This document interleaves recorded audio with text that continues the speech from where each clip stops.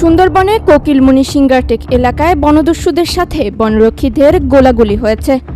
বুধবার ১৩ মে সকালে এ ঘটনা ঘটে। এ সময় দস্যুদের ব্যবহৃত অস্ত্র, গোলাবারুদ সহ দস্যুর কবল থেকে অপহৃত ৪ জেলেকে উদ্ধার করেছে বন বিভাগ। বন বিভাগ জানান, সুন্দরবন পূর্ব বন বিভাগের কোকিলমুনির সিঙ্গারটেক এলাকায় শেলারচর টহল ফাঁড়ি ও স্মার্ট টিমের নিয়মিত যৌথ টহল চলাকালীন ডাকাতের উপস্থিতি টের পেয়ে সেদিকে অভিযান পরিচালনা করা হয়। ডাকাতরা গুলি ছুড়লে বনকর্মীরাও পাল্টা গুলি ছুড়েন।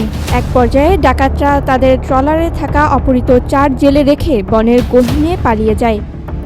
এ সময় ওই এলাকা থেকে অপহৃত ৪ জেলেসহ বনদস্যুদের ব্যবহৃত একটি বন্দুক, ১ রাউন্ড গুলি ও ২টি ওয়াকি-টকি, একটি ট্রলার উদ্ধার করে বনরক্ষীরা। উদ্ধারকৃত জেলেরা হলেন বাগেরহাটের শরণখোলা উপজেলার সোনাতলা গ্রামের আব্দুল বারেক খান, মোহাম্মদ হাসান ও খুলনার বটিয়াঘাটা উপজেলার নাসিম, দাকব উপজেলার ইরাক শেখ। বর্তমানে উদ্ধারকৃত জেলেরা শেলারচর টহলফাঁড়ির হেফাজতে রয়েছে।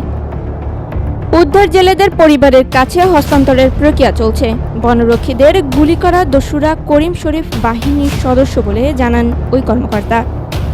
ইকরামুন্নেসা রাব্বু, সকাল বাংলা নিউজ।